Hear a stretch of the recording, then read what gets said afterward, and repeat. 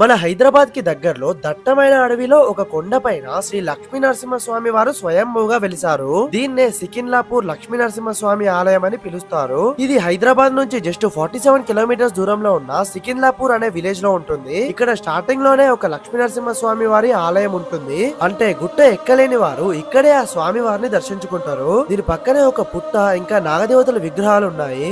ఇంకా ఇక్కడ ఒక పెద్ద కోనేరు ఉంటుంది. చాలా మంది భక్తులు ఈ కోనేరులో స్నానం చేసి గుట్టపైకి ఎక్కుతారు.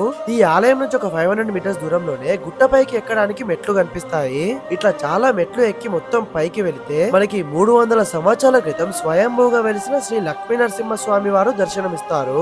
ఇక్కడ స్వామివారి పైన నాగశేషుని రూపంలో ఒక పెద్ద బండరాయి ఉంటుంది. ఇక్కడికి వచ్చి మనం ఏం కోరిక కోరుకున్నా ఆ కోరిక తప్పకుండా నెరవేరుతుందని చాలా మంది భక్తులు నమ్ముతున్నారు. అయితే పూర్వం ఈ ఆలయం అడవి లోపల ఉందని ఈ ప్లేస్ కి రావడానికి చాలా భయపడేవారంట.